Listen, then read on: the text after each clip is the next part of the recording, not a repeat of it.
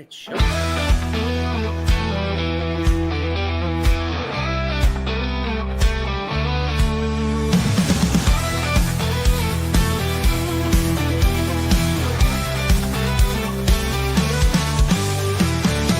Game strong, let's break the mold.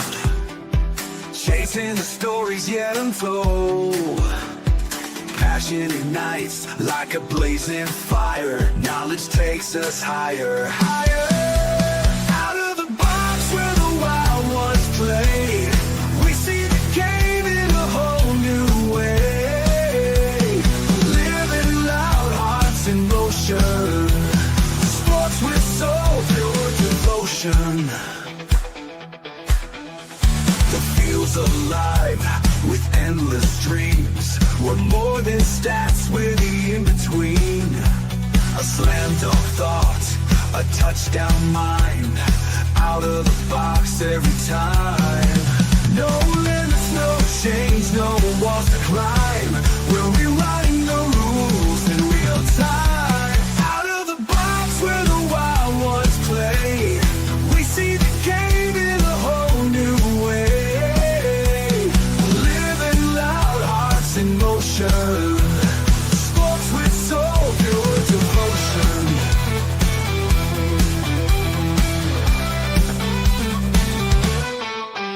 No limits, no chains, no walls to climb. We're rewriting the rules in real time. Out of the box where the wild ones play, we see the game in a whole new way. Living loud, hearts in motion. Sports with soul, pure devotion. Every shot's a story, every cheer's a spark. Under the lights we make our mark. Beyond the scoreboard, beyond the lines. Out of the box, redefining the grind. The grind. Out of the box where the wild ones play, we see the game in a whole new way. Hey, what's up, everybody? Welcome to another edition of the Sully Squad. Best time of the year, fellas. You know, all the sports are going pretty much. Well, not quite basketball and hockey. They'll be coming up in a few weeks. But, you know, we got college football going. We got NFL. You know, we had our Birds open up Thursday night. Of course, you know, I love sitting around and just chilling, watching football all day yesterday. Phillies playing good ball. Had a great road trip. You know, take 2 out of 3 in Milwaukee, which was impressive. Then take the first 2 in Miami before laying a stinker yesterday. But all in all, 4-2 road trip. I mean, I think we'll have to take that. Unfortunately, a couple big injuries, which we'll get into, and we got a big series coming up with the Mets. So, got a lot to get into, and I got my full cast here. And then at the end of the game, later on in the show, I kind of wanted to do a new segment called "Who Can Beat the Mush." So we're gonna call our man John Lieb, who's he'll be on at the end of the show, and just to put it out there, I mean, this guy will be making the picks from the mostly be making the picks from the bathroom, okay? Because when I think of picks, I don't know if you want to take this guy's advice. You know what I mean? Isn't there a guy who is the guy who's the guy Wentworth, right? Who's Wentworth?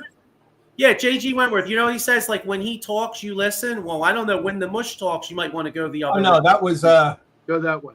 That wasn't Wentworth. That was E.F. Hutton.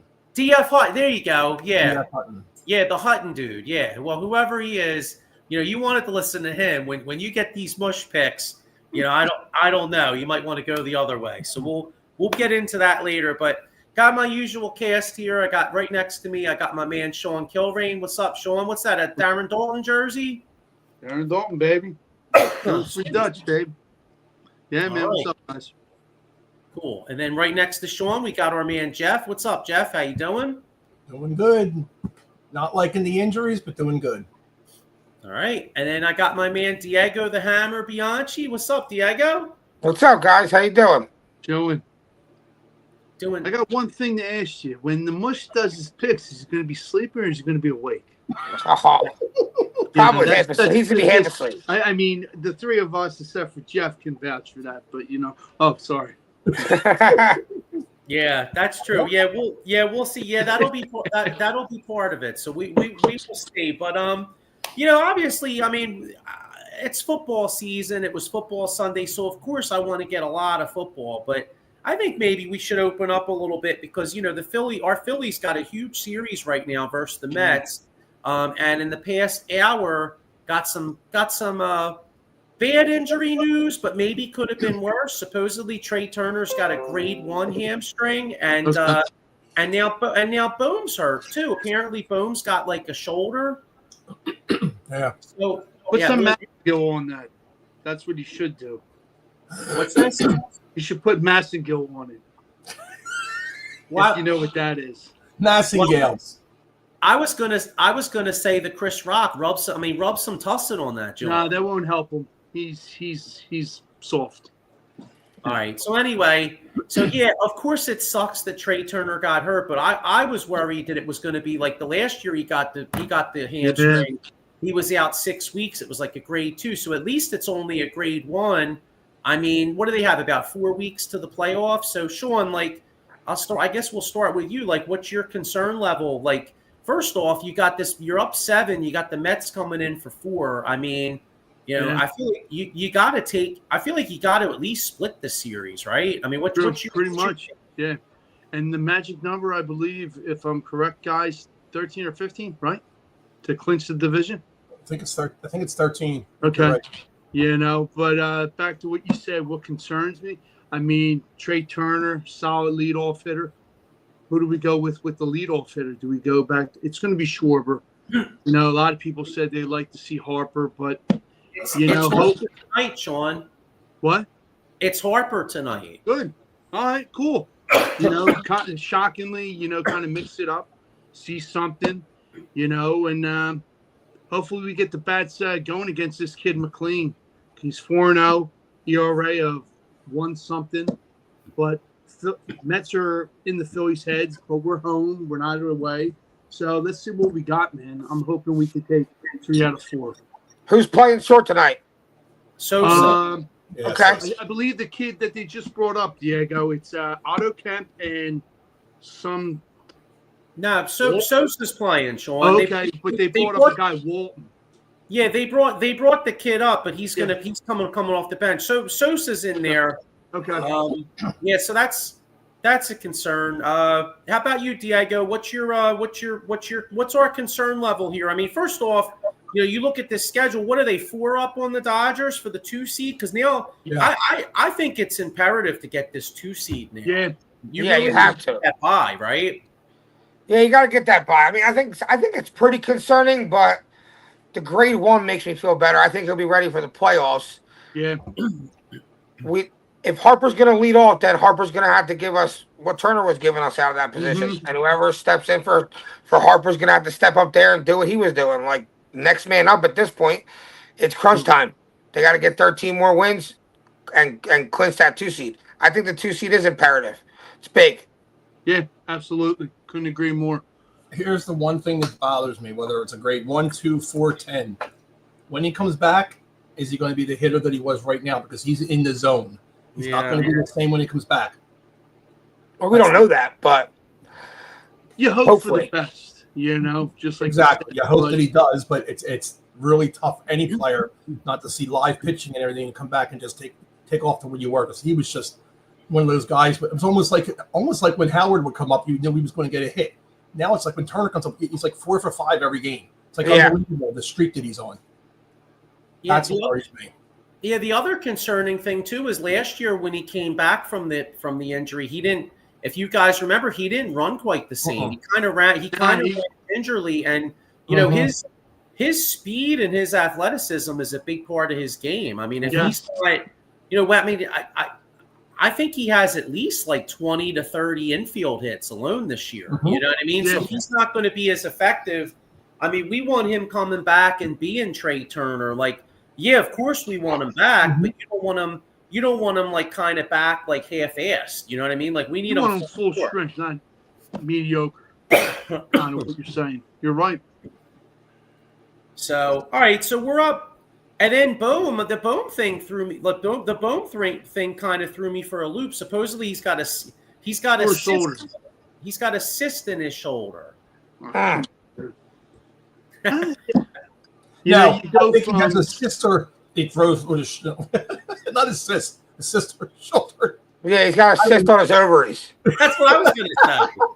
oh, he's a I thought, sissy. I thought that's He's a what they sissy, said, guys. though. Are we allowed to say that he's a sissy, or am I going to get in trouble? I think, yeah, but, you know, all kidding aside, though, I thought I heard the guy on the radio said he had a cyst in his shoulder. And I was like, yeah. On that note, who's pitching tonight? Wait, what's that? We got Noah throwing up meatballs. Oh, We got yeah. Noah with the sissy on his shoulder. You got Nola pitching tonight against this McLean guy. Oh Lord, I mean, a long game. if anything, I see Nola. I'm going to say, like I always say, two meatballs. Yeah, 5-0 after the first inning. What'll happen is Can we come back from 5-0 tonight? Nola will throw like a great game, and everybody will be back on the bandwagon of Nola again. He'll throw a great game, and we'll win this game handily. And yeah, Nola's back, and this and that, and then Yeah, right. This dude McLean's nice though. Oh, he is. He has this He's one good. pitch. You know what the good thing about it is, Diego, since you brought him up? They have tape on him. When they first played him, they didn't have Jack on. So he's just, doing his thing. Yeah, well, the last time they played him, though, Nick Castellanos didn't look like he could hit a fucking medicine ball, bro. I mean, like, Castellanos went up there. I was like, yo, bro, you want to go up with your fucking hat and your glove. Like, just be like, he makes like no. He was actually batting pretty good up until, 40 games ago? You're right. Then once, then he has like this one at bat where he's like so bad at, and then it just continues to get worse. He looked comfortable going up there, not going out after that outside pitch. He looked like, oh my God, he actually turned the season around. This could be the season. And then sometimes when you get too comfortable, he looked that way, and all of a sudden it was like Space Jam. The aliens came and took all his skill away, and he has nothing. He's going. It happens to him once a year. I mean, this time it happened early. Usually it happens to him in the National League Championship. Yeah. Well, hopefully we get that Castellanos Nicky 3 buttons that it was hitting in the playoffs. Yeah. Good defense. But yeah, just like you said, everybody's got to show up. They had a thing on Facebook today. I forget who it was, Pelissero or one of them. Somebody was saying that out of all the starting right fielders in the National League, he is the worst defensive fielder by stat. Wow. Yeah. He's big now. He's big. He's got some throw out the home plate and all that kind of stuff. And I thought he gets in front of the ball, but they're saying there's a lot of things that he can't get to because obviously his speed. Yeah, he doesn't cover any radius. It looks nice when he catches it because the ball's in his radius, but he's not covering enough ground in right field. What do you think, Joe? What are your thoughts, bud? Well, you know what's funny? All kidding aside, I know we're having a lot of laughs with this, but just to say this here, right here, to show you guys, it says the Phillies placed Bohm on the 10-day injury list due to a cyst on his shoulder. Matt Gelb of the Athletics, so he does have a cyst. So fuck you guys. It wasn't that. It was that he had a sister's overies, is what Diego said. Yeah, he had a cyst on his ovaries. Not that. Come on, Joey. Maybe he's. I mean, hey, I'm all for guys getting laid, but maybe he's spending too much time on somebody's ovaries. You know what I mean, dude? Hit the fucking ball, bro. You know what I mean?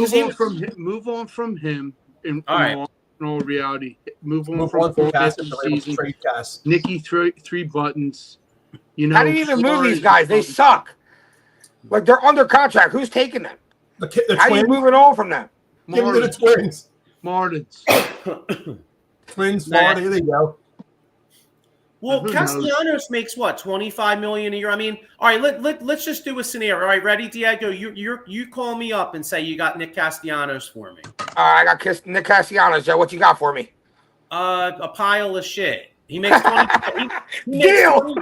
He makes $25 million a year. So the first thing I'm going to say is I'm going to be like, well, first off, He's not a $25 million player.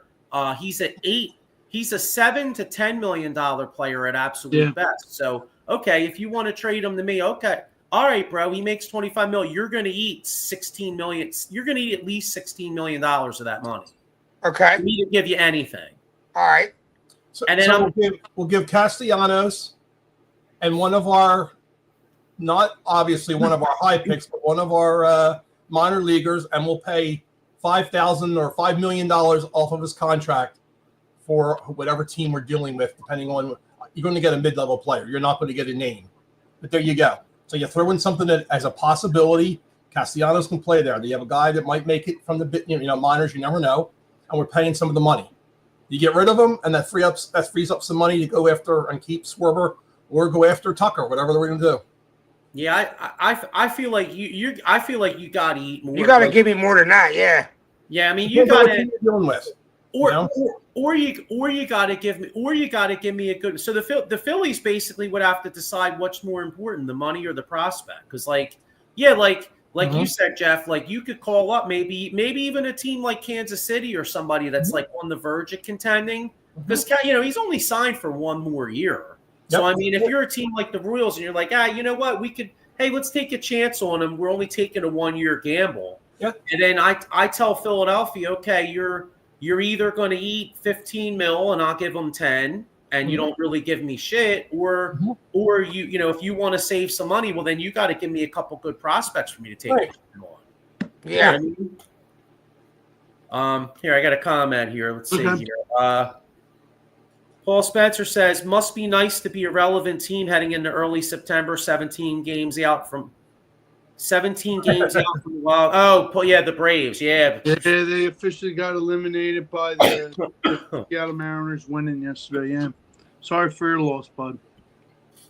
Yeah, I don't understand that, though. How did the Mariners win and affect the Braves, though? The Mariners are in the American League. That's what I didn't understand. Like, that doesn't make any sense to me. I mean, if somebody can explain it, I don't have it in front of me, but yeah. I mean, they've been eliminated. The Braves have been eliminated for months. It just wasn't official. Yeah. Right. Yeah, I like the headline after the Eagles-Dallas game. The Dallas Cowboys have officially been eliminated from the playoffs. I'll tell you what. We'll get it. We're definitely going to get into football. But you know what football team's absolute fucking hot garbage? The Miami Dolphins. Oh yes, dude, they made Danny Jones look like the second coming of Eli Manning. Yes, they did. The Bengals won. The Bengals look like shit too. Yo, how about that, man? I mean, we'll get into it, like you said, Joey. But wow, Diego hit that right on the head. I think Burrow might not be good week 4. Dude, he's gonna fucking die. It's like Rocky and Drago. If he dies, oh my gosh, dude, he got. Watch a little bit of that game. He's getting crushed every play. Even to make a play, he's got to get killed. Yeah. People are all trying to find backup quarterbacks in fantasy. Whoever has Burrow, because they know he's not going to be around too long. Joe, who's your backup, Joe? Yeah. Mike. Drake. He looked like dog shit yesterday too. Joey, I think we're gonna have to make a trade. I know. I know. You know what's funny? I know in our league, because in our league I took Burrow. I went Chase, Burrow, and I got Higgins because I was like, Cincinnati's defense blows so bad they're gonna have to throw all the time, and I still think they're gonna have a big year offensively. Yeah. But then yesterday I'm like, holy shit, man! I took it doggy style, dude. Well, but that's the bullet you bite. Cincinnati's offense goes off, you're going to go off. Cincinnati's offense don't go off, you're going to lay an egg. Well, Cleveland's got a top 5 defense, so you take that first game of the season, and Cleveland's got a good defense. So yeah, they get the win. I'm just saying they didn't look good, but still. Yeah. You want to hear another hurt piece? So in another league, because I'm in a few different leagues, so in another league they put on Facebook, they're like, be nice to whoever has AJ Brown and Xavier Worthy. I'm like, this guy right here. Yeah. Way to go, buddy. How's that? How's your shoulder, Worthy? What's that? How's Worthy's shoulder? It's Travis Kelce. Yeah. Yeah, I know that Travis played it. I guess Worthy's not going to be in the wedding, is he? Yeah, I know it's funny because I think Taylor Swift was saying that she like now that she follows football, like on their podcast, she was saying that the running joke was that she was saying that she thinks Xavier Worthy's going to be like have a big year, be a big contributor, and she likes him. And cursed her. Male. Cursed him. Yeah. Her in the mush, baby. Keep it going. Say something else. But we'll get back to baseball real quick so we can knock out football. All right, so let's look at this week. So we got four versus the Mets. You know, obviously, goal number one is to not get. I mean, I'd like to win the series because I mean, shit, they swept us the last time. We owe them one, but with as banged up as we are, you know, first goal is to split. If get out of here the way you come in. Yeah, tonight's game is a key. Tonight's game is a real key for this series. I just think this series has come at a really bad time now. You know, with Turner not playing, Bohm not playing, we're shuffling Sosa into shortstop. You know, Bryce now going from the 3 spot to the 1 spot, which is a different responsibility in itself. I don't like it going into this series. Doesn't feel good. Up mentality. I mean, I hope the team doesn't feel the same way I do. Yeah, you know, you say that, and I agree. I hate to say that I don't think the Phillies are going to make the World Series. I really don't. I would love them to make it, but I just don't think they're strong enough. There's too many things happening around them. There's just like this weird mojo that just isn't working. But the 2 seed could be big though and have these teams come play here. But here's the one thing that does work: the Pirates swept the Dodgers. Yeah, right. So we can always. I mean, the Pirates. You know, they get rid of everybody. They don't have anybody. They got schemed. Yeah. So we could. I think tonight's game is a key. If they could score some runs off this guy and look good, and they're home and win this game, I think it'll be a key to how many games they take against the Mets, because they know they came off a horrible series. It was a bad time. They came back home, and what they do, they won. Yeah, it's true. All right, so the road to the 2 seed is really these next 10 days because you got 4 with the Mets, then you have the Royals here for 3, but then you go to LA to play the Dodgers, which is a huge series, and then out to Arizona to play the Diamondbacks. So, so really, what's that? 4 and 3. It's 13 games, right? Yeah, the next 13 games is really going to probably decide the 2 seed. So you and like you said, with all these injuries, you know, you're just hoping that we don't totally shit the bed. But let's just all right. So the next week, let's just go the next week. So before we do the show again next week, we got 7 games. What's our record and how much are we up against the Mets and how much I think we're 4 up in the 2 seed. Are we still up in the 2 seed? Sean, what's our record these next 7 and how much are we up between division and 2 seed? 5-2. I'm going to go.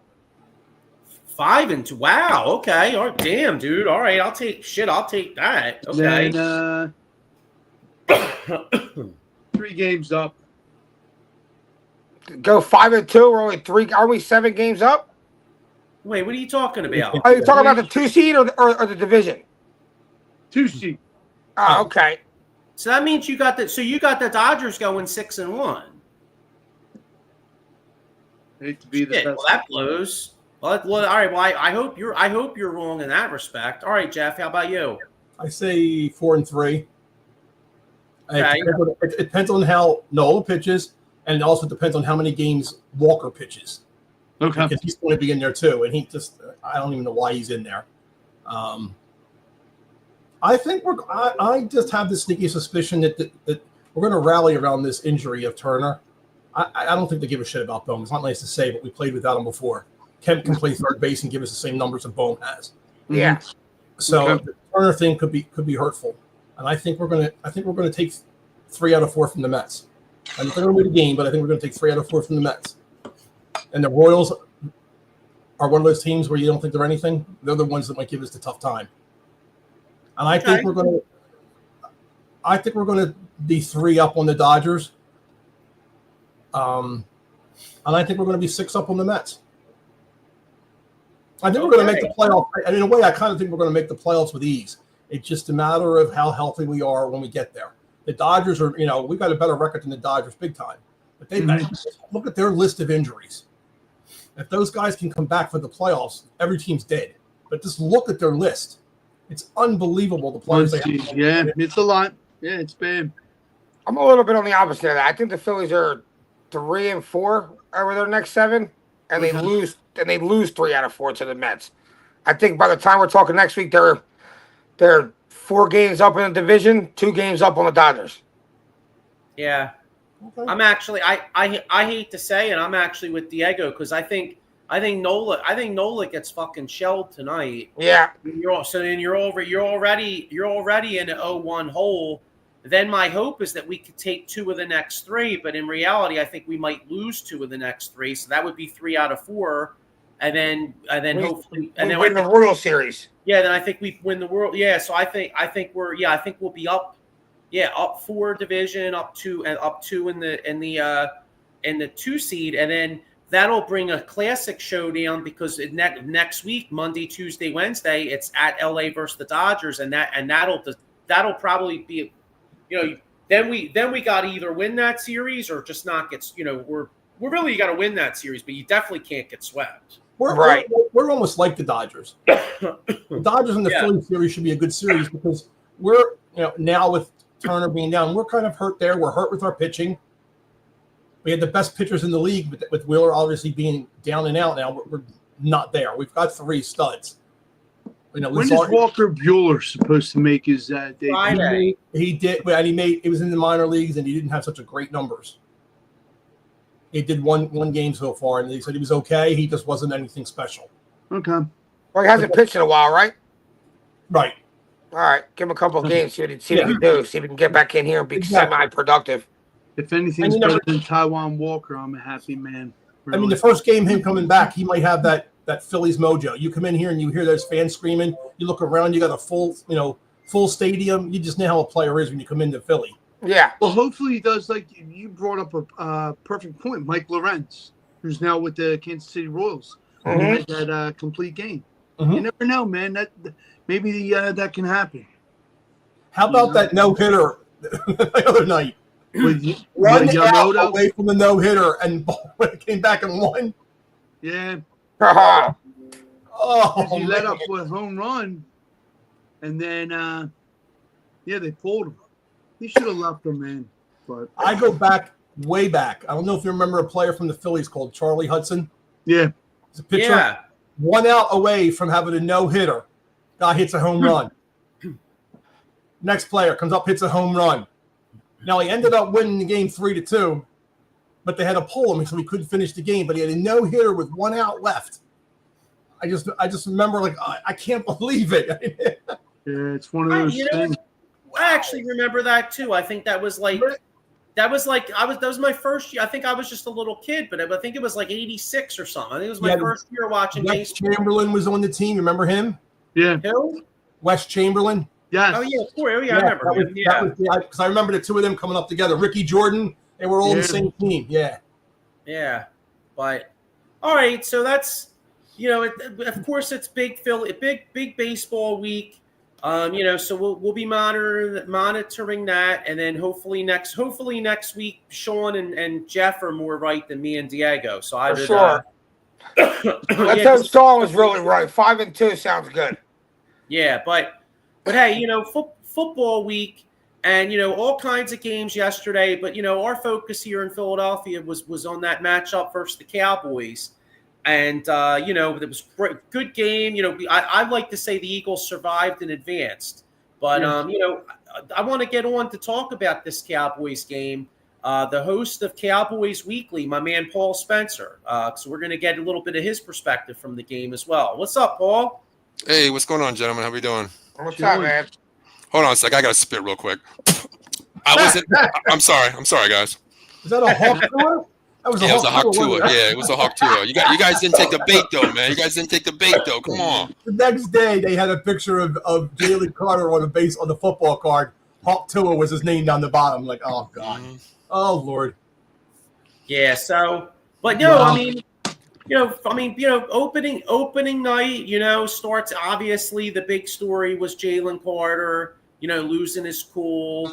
Both teams moved the ball up and down the field. You couldn't. Neither team could stop anything. Yeah. And then until the rain delay. Until the rain delay, and then all of a sudden nobody could do shit. Yeah. And And the Eagles were missing Jalen Carter, which was huge. And I'll tell you what, Paul, I want to get your perspective as a Cowboys fan, but in my opinion, two things won that game for the Eagles. It was Jalen Hurts. Jalen Hurts made great decisions. He made plays. He made the plays when he had to make them. Running the football in the first half, and then you look at the final drive. Look at the final drive. AJ Brown didn't do shit all game. What happens? A 2nd and 14. Hurts and Brown connect for about 8.5, not whatever it was. Yeah, I think it was like 2nd and 11. We had a 10-yard, 10-yard catch, and then we did a push for the yard. Yep. Right. Well, yeah. So they complete the pass.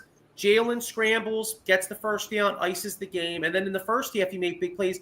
And then Vic Fangio, the veteran defensive coordinator, Vic Fangio, first off, I mean, you guys are making Adoree Jackson your friggin' bitch all first half. I mean, Adoree, Christ, man, he had fucking. He's done. But let's be real. What are we doing putting Adoree Jackson in his first game against CeeDee Lamb? Like that, you're asking him too much. Like, of course, you look like shit. You put probably the best receiver in the league on him. That's why CeeDee I thought what happened to Quinyon Mitchell following him around the field?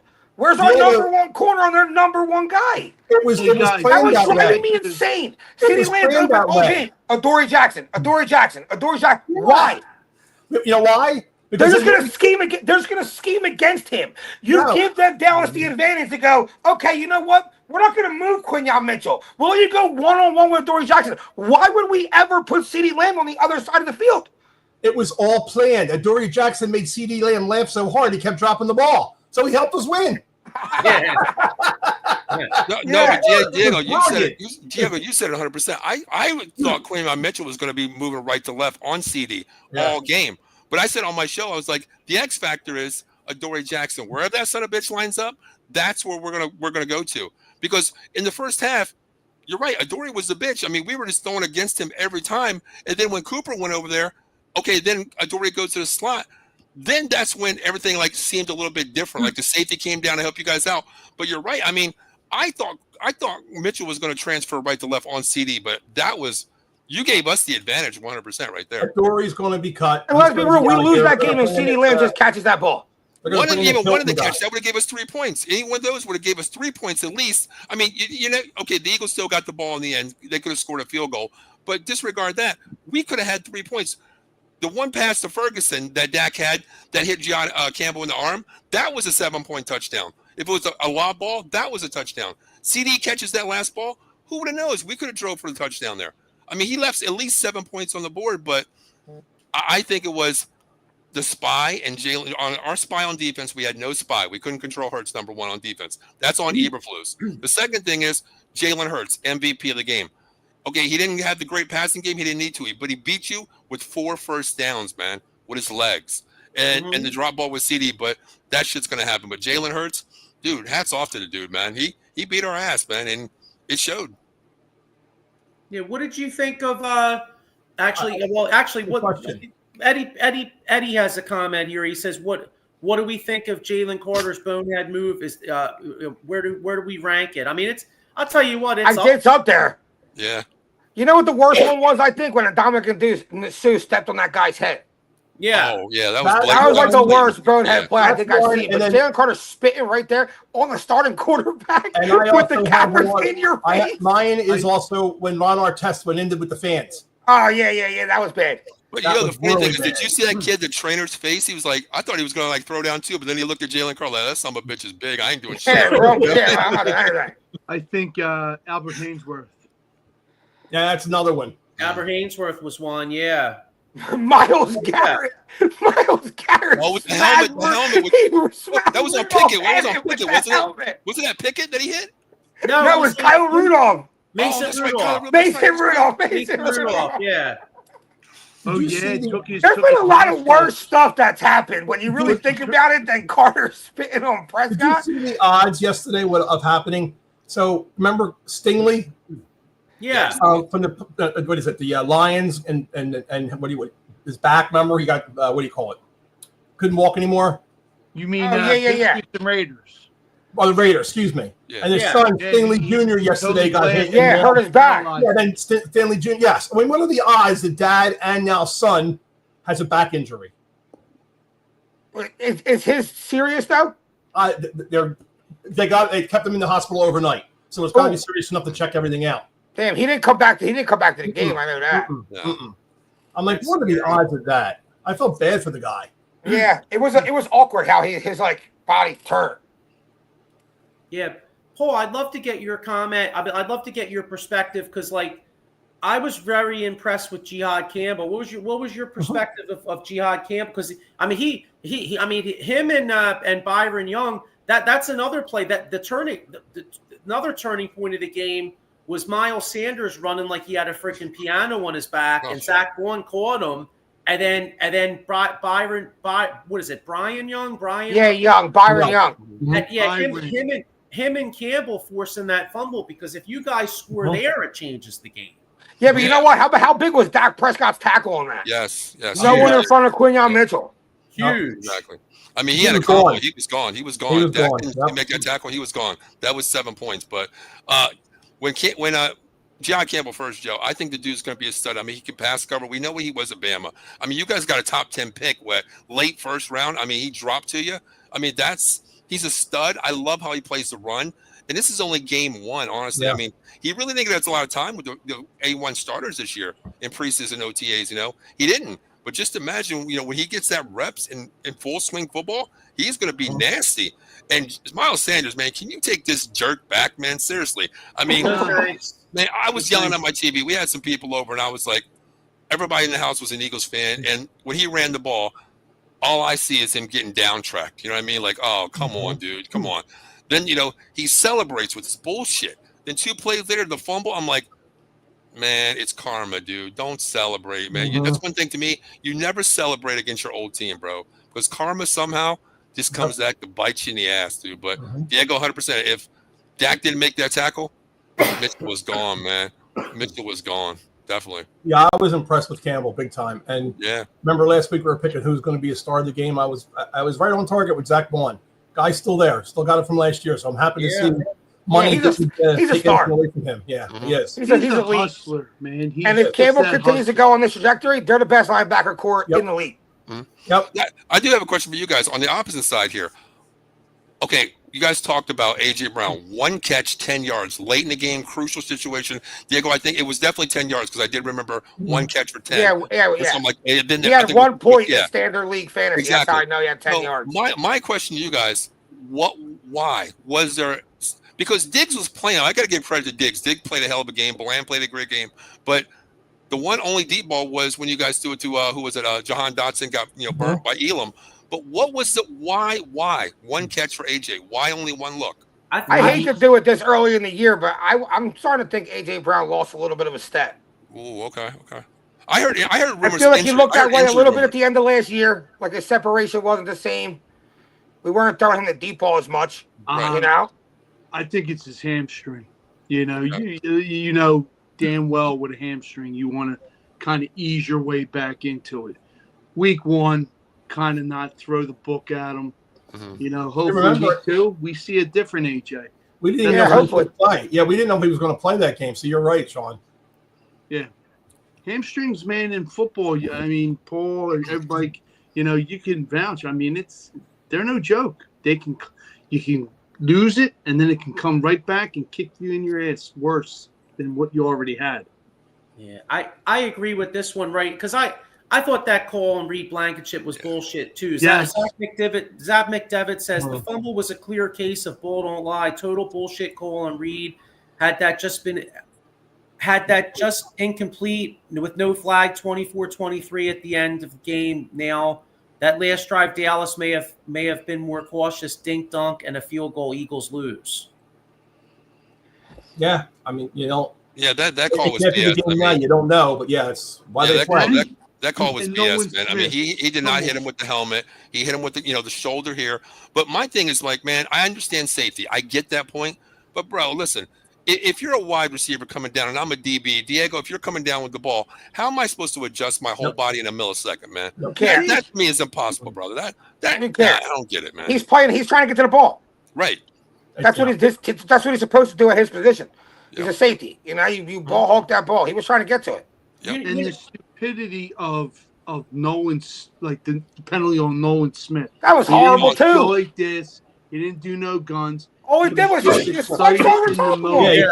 Yeah. And you know what was bullshit watching football yesterday? I watched guys do that all day and didn't get All flagged. day. And last night in All the game, day. they did it too a lot.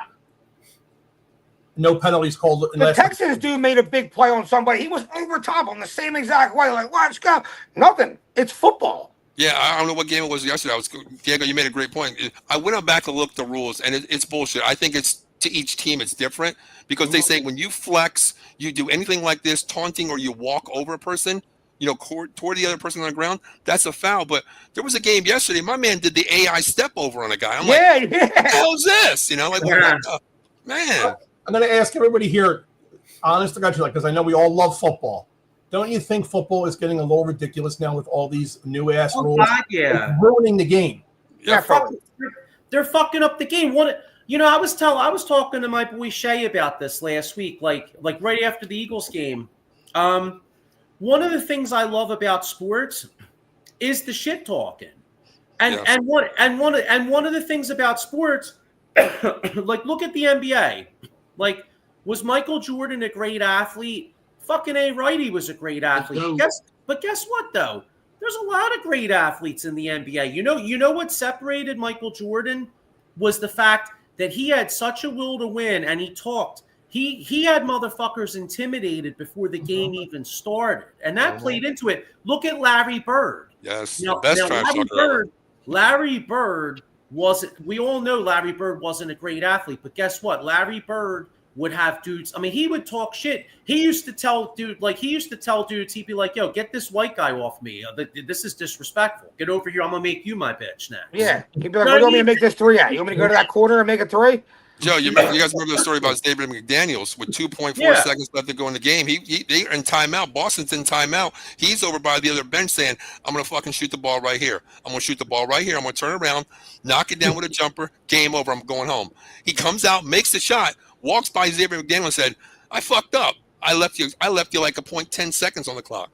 That is the best trash talker I've ever seen. How about Lawrence Taylor when you watch NFL films? Yeah. And Lawrence Taylor would be on there and he'd be like, "I'm gonna kill." He's like, "I'm gonna kill this motherfucker." Mm-hmm. He's like, "I'm getting your ass." You know what I mean, dude? And the left tackle will be like, "Oh shit," you know what I mean? Like, was a really good shit talker. BG was a really good shit talker. Yes. Yeah. Brandon Grant's a great shit talker. Yeah. Yeah. You ever seen a clip where he's going with the guy? He's like, 54, I'm on you all day. And Fletcher Cox is like, B. He's like, what are you doing? He's like, I got you, Fletch. But there was a player that quit the NFL because of the new rules. You guys remember James Harrison? Yep. Yeah. He fucking quit the NFL. His comments were like, "Why do I want to play this game where I would learn one way to tackle and I get fucking fined for making a tackle?" Yeah. That's bull. I mean, that dude was people say he was nasty, but my man was just a hitter, man. He was like a Ronnie Lott dude. I always tell my kids, if you're playing anywhere, you better keep your head on a swivel. Nowadays, quarterbacks might be in fucking flags pretty soon, bro. Seriously. Yeah. I mean, it's insane. They're going to be playing in a bubble. It's ridiculous. When I think of intimidating football players, Paul, James Harrison's one of the first guys I think of. He was mean. Like I could picture him on the sidelines, like taking his helmet off on like a cold day with a bald head, and you got the fucking the steam coming off the head. My vision of nastiness is the picture of Mike Singletary's eyes in his helmet. Oh God, yes. Yeah. Linebacker, those eyes, man. Yeah. Remember those eyes that you were like, oh my God. Junior Seau. Yep. But just watching the game now, you're always looking for a flag. Yeah. There's a penalty on every single play. They can't watch every single one of them. It's just, and like you said, it's just watered down. I love watching old football games. When you're surfing through the channels and it's got like 1990 something football game, I'll throw it on just to watch them hit people and play and actually do something. Mm-hmm. Yeah. Remember, look at him. An intimidating team I feel like a whole team, them Baltimore Ravens teams with like Ray Lewis on there, Yeah. Ed Reed, Suggs, Reed, like yeah. you have to go play that team, and I feel like you'd be like, fuck, dude, we got to play against these dudes. Soon when you tackle that person, you're gonna have to reach your hand out and get them up and wipe them off so there's no grass stains on their jersey.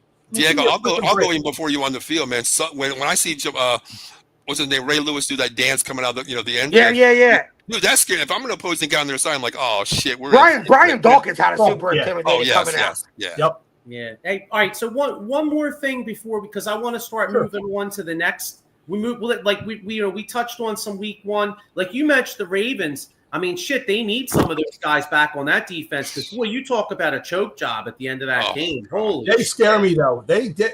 I was telling my son today, we were talking, and I never really watched Lamar until last night.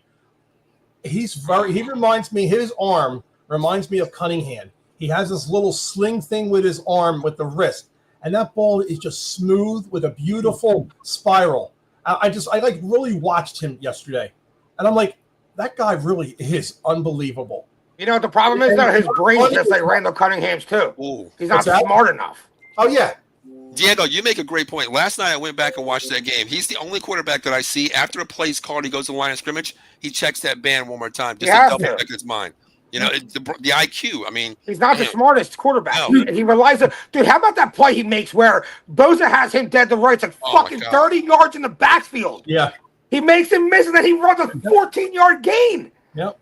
That's what makes Lamar Jackson special, where he could just like make things like that happen. But I just feel like when push comes to shove, he's not going to make the best plays to win you the game. It was only the first game, but I did notice that he looked the field a lot more than running.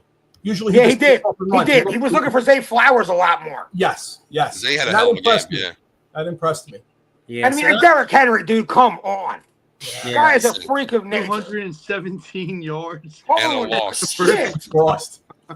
And the crazy thing is, dude's 235 and he has speed too, man. But you know what? And he had to play that cost them probably. That flipped the whole entire game. Yeah. His fumble killed them. Yeah. Anything else? And because I got the mush ready to come on in a minute too for picks for next week. But before we get him on, anything else? Well, one more thing on the Cowboys game, Paul. There was one thing that surprised me about this game because last week I thought we were going to dominate both sides of the line of scrimmage. I have to be honest. I was very surprised. I thought your D line actually took it to our O line in the run game a little bit. That surprised me. Yeah, I agree. Yeah. Dallas looked to me was better than what I thought they would be. They're going to give people games. They're going to win games. Yeah, I agree. I mean, 100%. I mean, everybody said, Parsons, the sacks wasn't there. Of course, I get that. We only had one sack from Nealon. But I tell you what, it's a win holding Barkley to 60 yards in a game. Nothing up the middle. Little chunks, of course. But, I mean, Kenny Clark, man, give the dude fucking credit, dude. Yeah. I mean, he was in some plays. And he demands a double team in the middle. Mozzie Smith didn't play. He's bench. He's inactive. But I tell you, 100%, I am so happy with this defensive line because it can only get better because we had two rookies basically playing on the edges. I think this team is good, but I tell you what the key of the game, Joe, was the offensive line, dude. 4 new starters in the second year playing out of position. That showed me something where, damn, even Guyton played a hell of a game. Even though he got fucking, I don't know who bum rushed his ass and put him behind 15 yards. But I like this team, Joe. I mean, the ceiling's good for this team. In week 1, it was a measuring stick, honestly. Like, okay, I got something to look forward to this year, Yeah, and I thought your D tackle, what was it, Nealon or Nealon? Mark and Nealon, yeah. I'll tell you what, he's good. That kid can play a little bit. He looks good. He looks good. I chalked this game up. I chalked this whole game up to this. It's the first game of the season, and on both teams, nobody's played their starters in preseason together. Right. So everybody's getting used to each other, and the Eagles are notorious for starting off slow. Sure. So now these guys, give them a couple games under the belt, then they'll go. But I think that's with a lot of your teams. Yeah, and I'm curious if Jalen Carter wasn't the bonehead that he was, before that possession there, would have been different. Then I would have seen what Schottenheimer really is. Okay, Jalen Carter's in here. We can't run up the middle here. We got to go east and west, and west here. But I give him credit because new mojo, new mentality. He played good. Play calling was good. Nothing bonehead, no stupid, trick plays. So I'm cool with it. But Jeff, you're 100% right. It was preseason game 1 for me right now Yeah. because Yep. no starters got live action. OTA 7-on-7s, inter squad games ain't game speed, man. It's not. Yep. Now, talking about any concerns to you guys about our offensive line with Dickerson being banged up? Yeah, a little bit. The other guard, who's the other guard that went out? I'm a little because if Dickerson's not going to be 100%, I mean, because you figure last year you had Mekhi Becton who played at kind of a Pro Bowl level, and then you had Dickerson who played at Pro Bowl level. I didn't think. I mean, Steen, you got Steen in there. Steen, he might be decent, but that's a little bit of a drop off. And then if Dickerson is out, you got Toth in there, who's like a big drop off. That's a huge drop off. Or if Dickerson's playing and he's got a bad back, then he's not the same guy. So they. Because a lot of Saquon's runs last year were he was averaging like 6-7 yards running behind both those guys. If you lose that's really significantly affects the running game. Yes. And you know what? And one more thing about yesterday, and then we'll get John on here. I thought the biggest game of the week was probably Detroit Green Bay. Green Bay looked very impressive, at least early. Detroit looked horrible.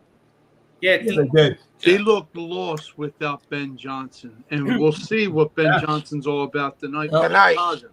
You know. Yep, I agree. New team, new weapons, but Jamar Gibbs, Jameson Williams, Laporta, they all look lost.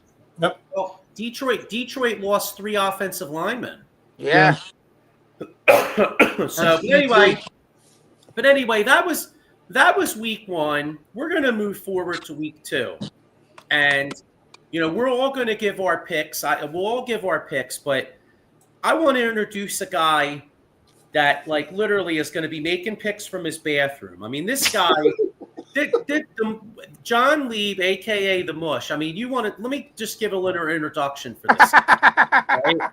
Now, take his advice at your own risk, because I'm going to tell you right now, he single-handedly changed the course of the curse of the Bambino. This guy bet the Yankees when they were up 3-0 in 2004. All right. Then he had the Patriots, I believe, in 2017 against the Giants. Another nice pick. Yep. I mean, God love the guy, but let me tell you something.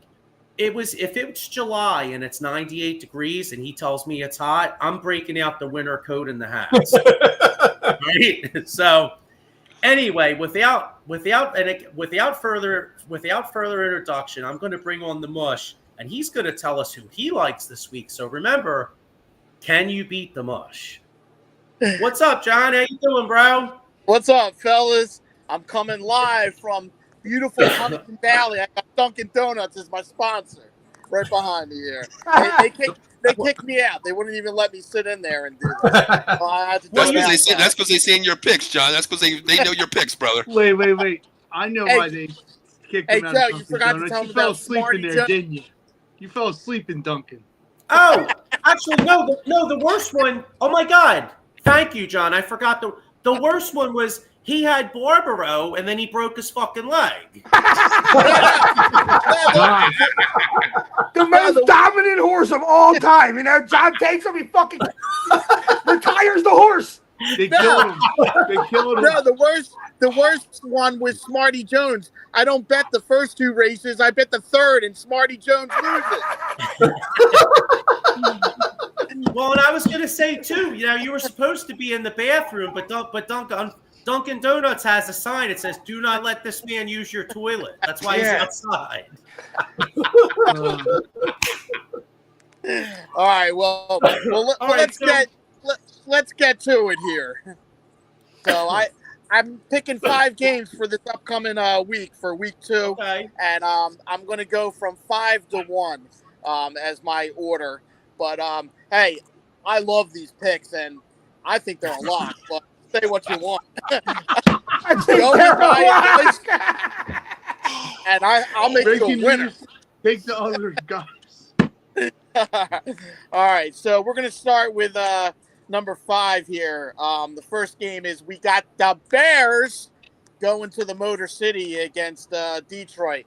Now I look for Detroit to bounce back after that ass whooping they took from the Packers, and I like Detroit to cover that 4.5. And Love the fuck. Bears.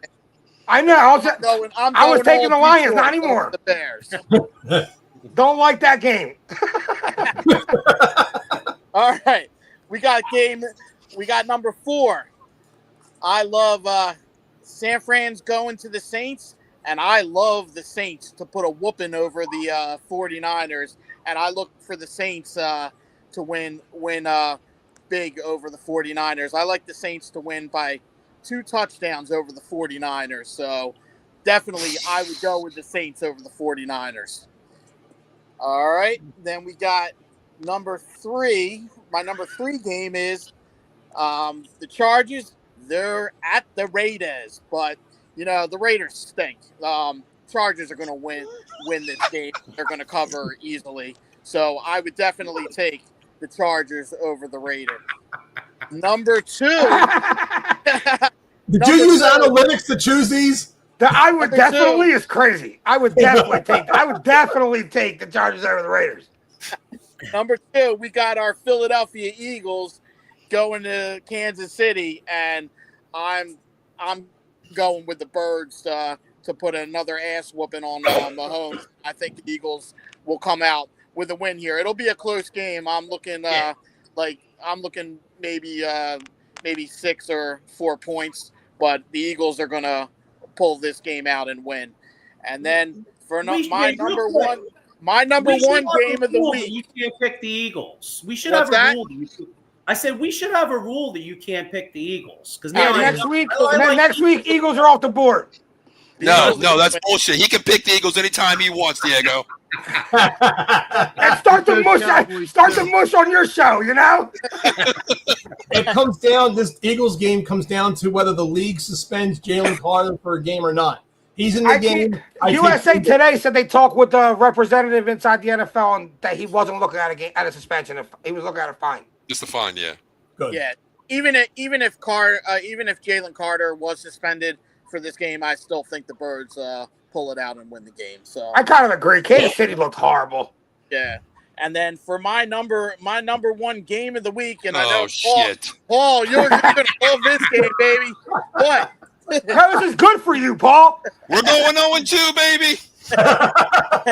I got the Giants. I got the New York Giants to cover, but to lose. Your Cowgirls are going to win this week, but the Giants They lost. The Giants will cover that 5.5 spread. If the Saints beat the Niners by 2 touchdowns, we can't even do this section anymore because he's not a mush. That's like the most incredible. Prediction of all time. Like Saints are going to go to San Fran and beat San Fran by 2 touchdowns. You watch the Saints play this weekend, dude. The Saints are winning. It's a lock. Trust me on this one. So John, which is your lock of the week, brother? If I want to put the house, which one of these are lock of the week, bro? Your stone cold lock. Oh, my number 1 lock would be Detroit over Chicago. Oh my god! I like that actually a lot. My number one pick would be Detroit over Chicago. I think they're gonna take it out on them after what the Packers did to them. But the Giants are definitely going to cover that 5.5 spread against Dallas, and Dallas will win, but not by much. Wait, can I? Well, chalk it up. We lost. John, can I tell them about your level of analytics? I want to tell the story. I want to tell the story about 2010 when you wanted the Phillies to play the Giants because the East Coast, West Coast. All right, listen to this. Remember how the Giants were like red hot in 2010 and the Phillies. So I was like, oh shit, I don't want to play the Giants, right? And John's like, oh, dude, no, we got to play them East Coast, West Coast. I'm like, motherfucker, this ain't fucking Biggie and Pac, dude. Yeah, it's like rock battles. So anyway, I had to fuck with John because I was like, this dude doesn't even know 3 players on the fucking Giants, right? He's like, I was like, well, dude, what about the Giants makes you think that we're going to beat him? He's like, we're just going to beat him. I was like, all right. And I was like, well, John, they have this outfielder, man. He's really good. I was like, they have this out. He's like, oh, I was like, their outfield. He's like, no. I And I was like, well, they got this guy, Bobby Thompson, dude. I was like, oh my God. I was like, he's really good, dude. He's really scary. He's like, oh, well, I don't care who they have. We're going to beat him anyway. And I was like, John, Bobby Thompson played in 1951. I was like, he hit the shot. He's like, I don't give a shit. I want to play him anyway. So when you take these picks, when you take these picks, this is the level of analysis that goes into this. Well, Joe, you forgot about. You know how they say, take it with a grain of salt? Take it with a whole fucking container of salt. Joe, two more games you forgot about. The college basketball game me and you bet on, and then the Cliff Lee game. Oh yeah, 2011. Remember the Phillies were about to go up 2-0 on the Cardinals. They were up like 4-0. This asshole texts me. He goes, "Oh, we got this series won." I'm like, dude, please. The very next inning, the Cardinals scored like 5 runs, and they came back and beat us. Then they beat us in the series. And we watched Ryan Howard for the rest of our lives. Because No. Joe, the ultimate was the halftime shot from the. Remember, we were about to win the college game and the half court. No, it was, yeah. So anyway, so I think we had Connecticut was playing Duke. I think Connecticut was up by 4, and I think we had Duke minus like 2. And then he's like, oh, we're going to win this. We had Connecticut minus 2, and Duke they were up 4. Duke shot like a meaningless half-court shot, banked it in, and Connecticut only won by 1. Hey, Joe, I think we should do this before we get sued, man. Yes. There you go. Thank you for putting that up there. That's funny. Wait, Eddie Prather has a tip. He said Ricky Jackson isn't playing with the Saints anymore. John wouldn't know that. He doesn't think people age.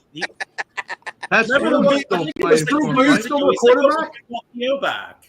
John, who is the Saints quarterback? Who is the Saints quarterback, John? I was going to say the same thing. Drew Brees looked great last week.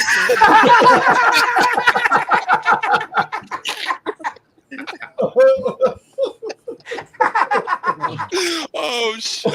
That's fucking good, man. Who's the quarterback for Minnesota? Yeah. All right. Yeah. You know Carlton. Right.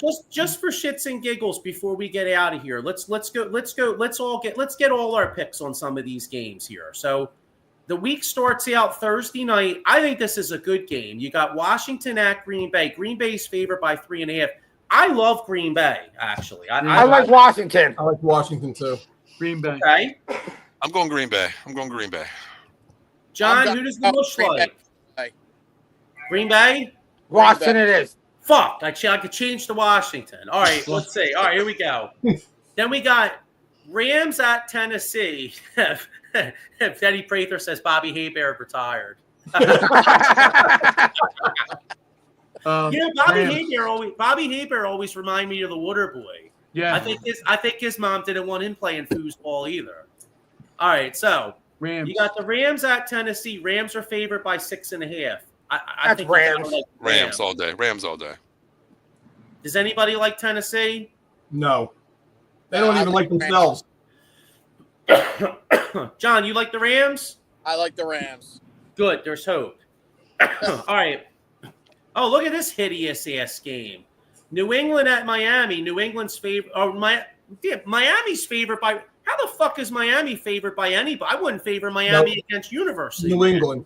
Yeah, but I don't like that. That doesn't seem like a trick. I like Miami. It seems like a trick to take New England and Miami wins. I like that's true. All right, who do you guys like, Miami or Indy or New England? New England. I like New England. I like Miami. Paul, who do you like? New England. I like New England. Although you know what, it might be 100 in Miami. You know what? I'm going to go Miami because it's going to be like 100 degrees, and they don't like that shit up in New England.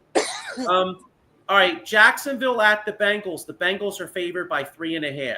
Jacksonville didn't look too bad against Carolina. Yes, I'm taking Jacksonville. Ooh. I'll take the Bengals. Joe Burrow. Well, you can't go against Joey B. Bengals all the way. Diego, I'm with you. I'm going to go Jacksonville, man, because this. I think Travis Hunter will get a lot more snaps on defense, and I like to see how he stays with Chase this week. I really want to see it. I think Jacksonville pulls us out as a dog of the week. Yeah, I like it. I'm going Jacksonville too, and Lee was the reason. As soon as he said the Bengals, I'm like Jacksonville. Can't go against Joey B. Yeah, right, exactly. Joey. Joey B's Oh. good. He had like 7 yards in the whole second half. Yeah. Wait, you know why AJ Brown did shit this week? Because I got him on 3 of my fantasy teams. Fuck. Oh, all right. Seattle at Pittsburgh. Pittsburgh's favored by 2.5. By the way, we didn't get in that. That was a good ass game. Aaron Rodgers looked good. Justin Fields, holy shit, he looked like he could play a little bit yesterday. Yeah, Aaron Rodgers looked like vintage Aaron Rodgers. 4 touchdown passes. Oh, like throwing off one leg to the back of the end zone. Yep. Give me Pittsburgh. I like Pittsburgh. I hate Pittsburgh, but I think I love Seattle, but I got to go with Pittsburgh on this. Pittsburgh as well. Man, the way Justin Fields threw the ball against that Pittsburgh defense, I think Sam Darnold's going to be able to move the ball against that Pittsburgh defense. I'm going Seattle. Ooh, okay. Here's one that might be a little bit of a trap. You got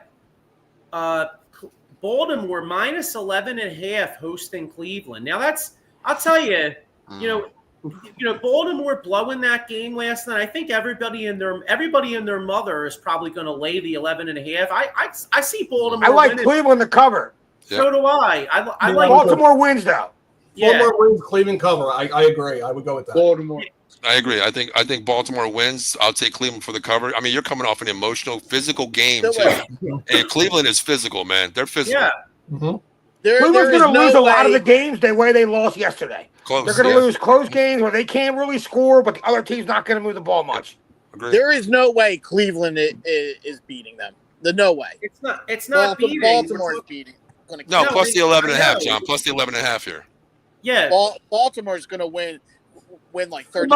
I have a question. Who do you have playing in the Super Bowl? Who do I have? I got the Eagles and the Bills. He's got the 1980s Bears versus the Troy Aikman, Michael Irvin. Yeah, they're going back, Paul. The 84 49ers. I'm going Eagles and Bills in the Super Bowl this year. Oh, God. Hey, John, did my Cowboys make the playoffs, John? Nope.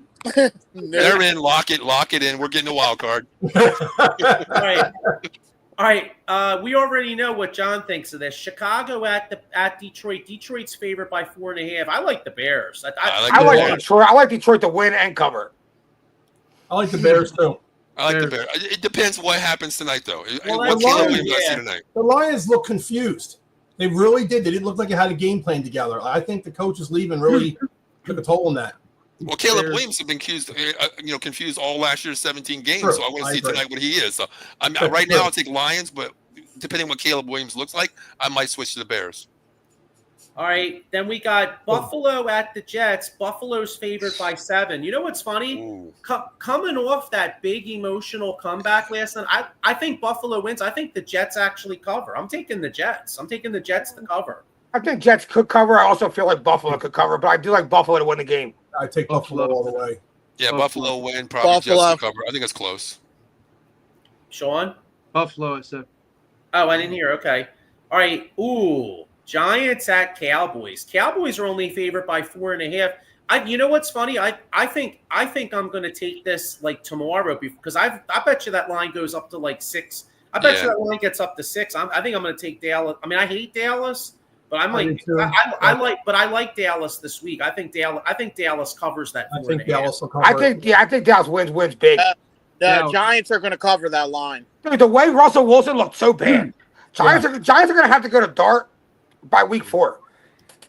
Yeah, I like the Cowboys to cover big. You know, I'll lay the 5.5. I'll lay 7.5 honestly because I think the best bet in this whole damn week is CD 7 catches plus 100 yards. He's and a touchdown. Exactly, I agree, Diego, 100%. Cowboys at least by 10 this week. Russell Wilson is always going to have a place in my heart because he won me a Super Bowl with Seattle, but he's now the second quarterback. I think he gets pummeled this game, and then I think it's the start of what's his face, Dart. Jackson Dart. Yeah, Jackson Dart. I think it's the start of him. I think Russell's just on a short leash. Wow. And you know what? All right, so now we're on to another one of the Mush's picks. We got San Francisco at New Orleans. San Fran favored by 6.5. Now, George Kittle's out a few weeks. And Tell you what, Brock Purdy didn't look that good yesterday. I mean, that last touchdown he threw, boy, he was lucky as a MF. And McCaffrey doesn't look 100% either. No. McCaffrey looked good though. He saw his 140 total yards. Yeah, he just didn't look good. Came on my feed. He has 2 injuries. Yeah, Oh. Toe and his shoulder, I believe. Yeah. But see, McCaffrey could be healthy, but he's week to week every week. But you don't know if the dude's playing. That's the thing. You know, like, that's what scares me. You don't know who you're getting. It's true. Very true. I agree. I got San Fran beating the Saints and covering the 6.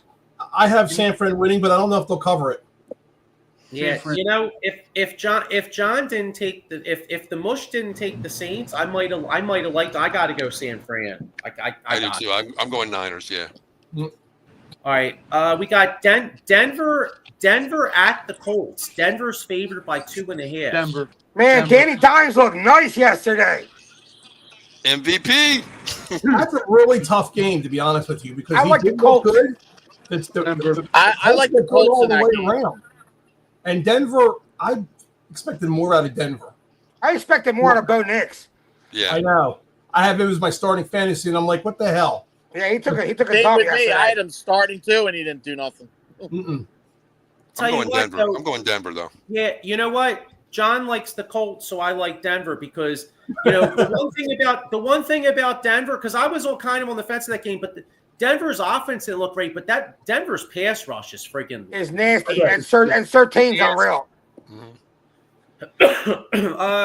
Carolina at Arizona. Arizona favored by 6.5. Arizona wasn't really that impressive yesterday, but Carolina, I'm laying the 6.5 with Arizona. I think Arizona wins and Carolina to cover.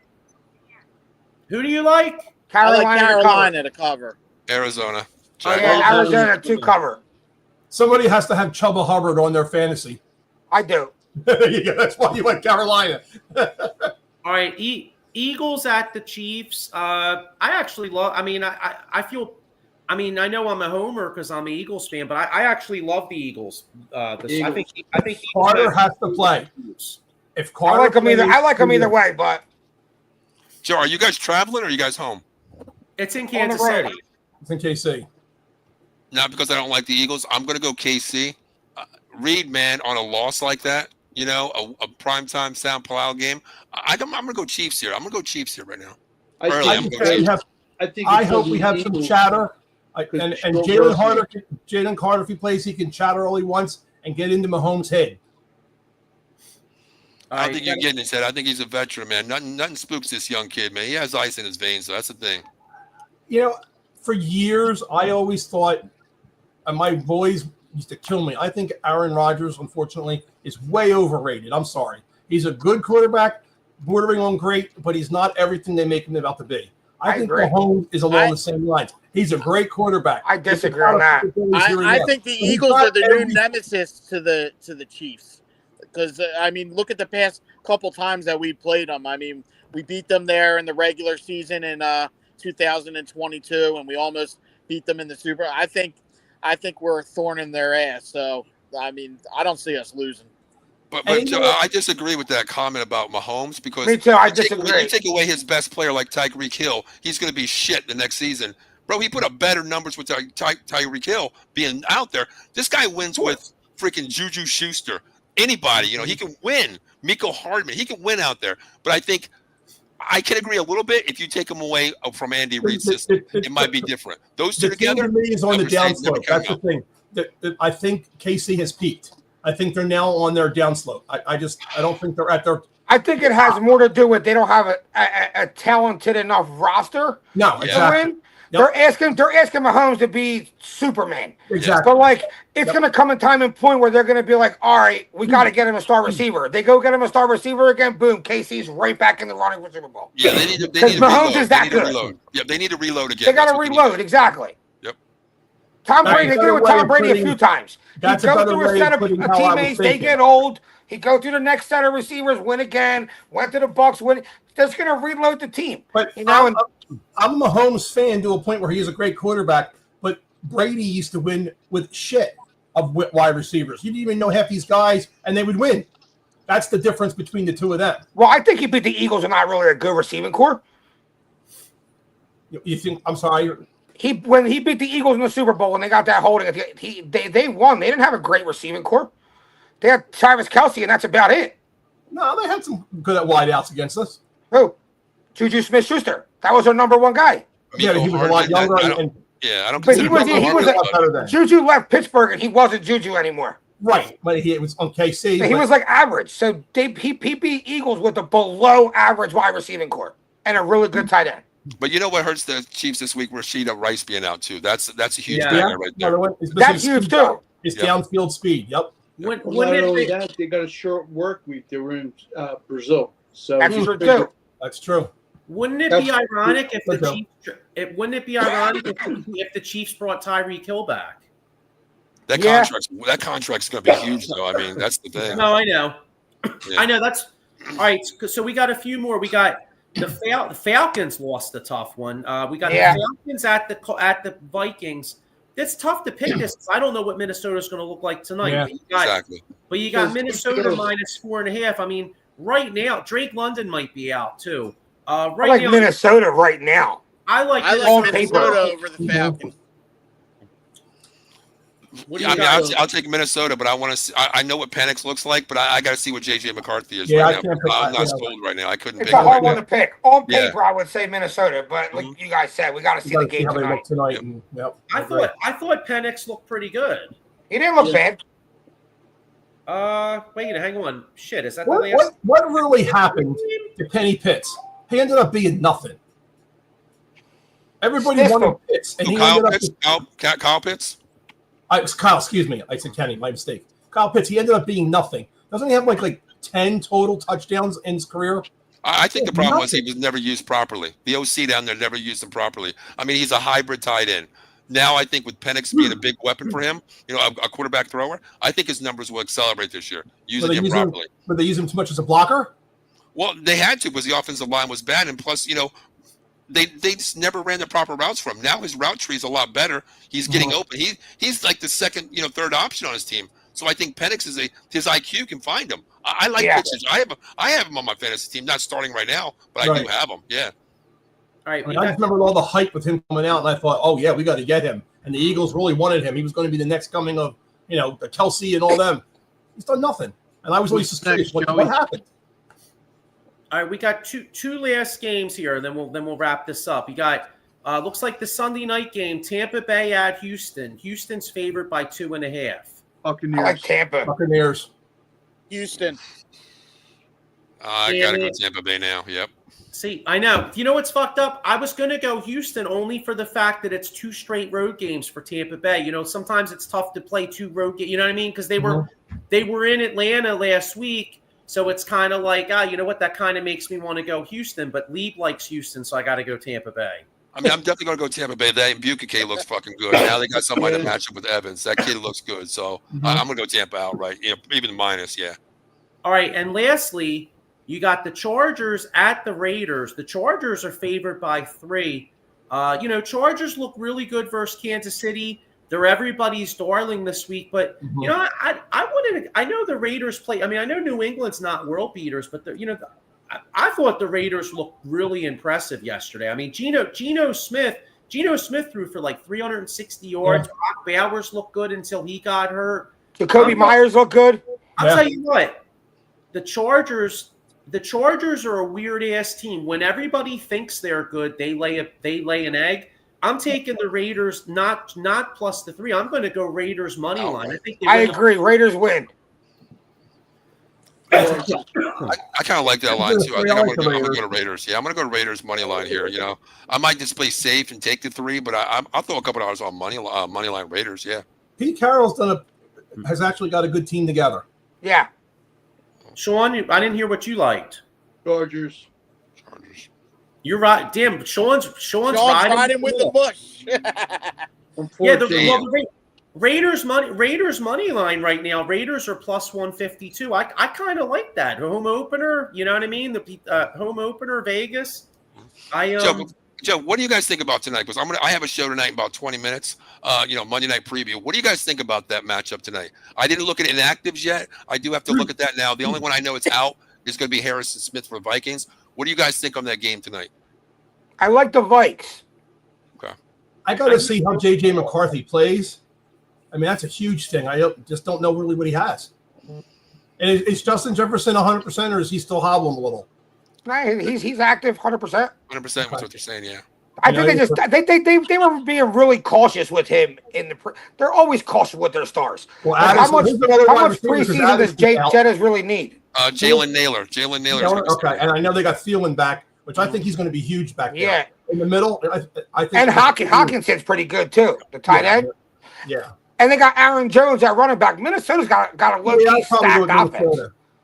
I just wasn't sure how Jefferson was. I know he was banged up, and I didn't know if he was 100%. But if he's fine, my thing is with the Bears. I mean, Joe Tooney coming over, 2 defensive. Garrett coming over. They have they just drafted Luther Burden. They got Colson Loveland this year in the draft. There's no excuses for Caleb Williams this year. I mean, this is what I need to see from him tonight. If he can manage the game, I think the Bears can win this game. Honestly, you can't have any knucklehead turnovers. Yeah, it should be a good game. If you think about it, it should be a really good game. If you look at the Vikings roster, I thought they made a lot of good acquisitions in the offseason. Like if you look at their team, they're 53. They're a really good football team. The question is, can JJ McCarthy play? Plus they got a good coach. That coach is fucking good, man. I mean, look what he did with Sam Darnold last year. You know what I mean? Yeah, he's good. If McCarthy can play a little bit, that Vikings team could be really solid. But the NFC North is so tough. Like, if you put a gun to my head and said who to me to take, I guess I would take the Vikings. But I have no feel in this game at all because it's just tough. So who's the backup for McCarthy? They just Carson Wentz. Carson Wentz. That's right. Carson Wentz. That kind of changes my mind. It might change my mind because I don't know if McCarthy can stay healthy. McCarthy gets hurt and Wentz comes in, they lose. I think they're definitely going to try to avoid the run with McCarthy tonight. Because in Michigan, he was a smart quarterback, but a running quarterback as well. I think they keep him in the pocket. Okay. I wouldn't even worry about him scrambling. A lot of quarterbacks like that, you might want to put a spy. I don't think it's dedicated to do that tonight. So you can have the extra guy roaming. That's what I'm worried about, him scrambling too much and he's just going to get nailed. Yeah. Bears, give me the Bears. Hey, one way I'm going to go. Yeah, I'm going to invite. All right, one more thing because we're going to get out of here. But real quick, if you take the Mush's advice and you get really pissed off, all right, and you fucking slam your hand into a wall and you break your hand, or you know what I mean, or you get because that would qualify as a personal injury, okay? If you get a personal injury or workers' comp or if you fall, hey, whatever. Call my man Jason Fine, aka Attorney Big Al. He's got 3 offices throughout Pennsylvania and New Jersey, 1 in Philadelphia, 1 in Cherry Hill, and 1 in Pittsburgh. So. Like I said, take the Mush's advice at your own discretion, and if you do get hurt, call Jason Fine. So, all right. Well, listen, this has been a blast. But you know what? I got to get rolling. I want to go watch some of this Phillies game. Anybody know the score? Hang on. Let's see. Did Nola get shelled yet? Not yet. Not yet. 1-0. Castellanos single to right field. Oh, hey, Phillies got the lead, and they got him in on first and second. Do you remember us talking about Kepler, and we wanted him out of here, and he was trash? He's better than Nick. Game-winning home run or whatever it was in the game. He played really well. So let's trash Nola, and maybe he'll have a hell of a game. Yeah. Hey, he's already gone 2 innings, so I mean, shit. That's last time he pitched, he gave up like 5 in the first. Fuck it, make him number 1 in the rotation. John, what's your? Never mind. I'm not going to ask. Don't ask him. No Phillies predictions from John. Go Phils, go Eagles. Anybody here going to try and get tickets next year for the Field of Dreams game? What's that? Anybody going to try and get in the lottery for the Field of Dreams game next year? Send it over. I didn't know there to was a lottery. How do you get in? You just go online and do Phillies Field of Dreams, and there's a site you go on to get into it, and then they pick a lottery, and if you're on it, then you can choose to pay for tickets, lodging, and all that. Okay. So it's not as easy as just buying tickets. You have to win the lottery to get in because obviously so many people want to go. Yeah. All right, sounds good. Go get in the lottery. Yeah. Go Phils, go Birds. It'd be really awesome. Imagine if you won the lottery, you went to the Field of Dreams game, and then maybe on the same trip you'd hit Wrigley, and then on your way back. Wow, that'd be cool. Dope. That'd be pretty dope. Yeah, that'd be cool. All right, well, we're going to get ready to wrap up. It's been real. Thanks for everybody for checking us out. Hopefully next week the Eagles are 2-0. Hopefully the Phillies are at least up 7 in the division and 4 or 5 in second in the number 2 seed and getting ready to beat LA's ass. Actually, you know what's funny? We hopefully the Eagles beat Kansas City's ass, and then hopefully next week we'll be gearing up for double LA action because the Eagles will be preparing for the Rams and the Phillies will be going out to LA to play the Dodgers. So Cool. we're going And to then from there, we'll also be 2 weeks away from hockey. Yeah. Yeah, we'll get into that. We'll get into that in the coming weeks. Oh, you know what? We better close out. Paul, you got your show coming up in like 4 minutes. Go fight and take it easy. Yeah, I'm good. Yep. All right. Peace, guys. All right. Go See you. Birds! See you later. Go Birds.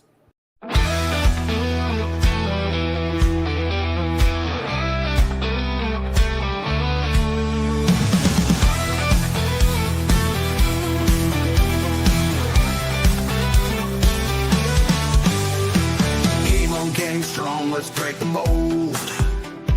Chasing the stories yet untold. Passion ignites like a blazing fire. Knowledge takes us higher, higher.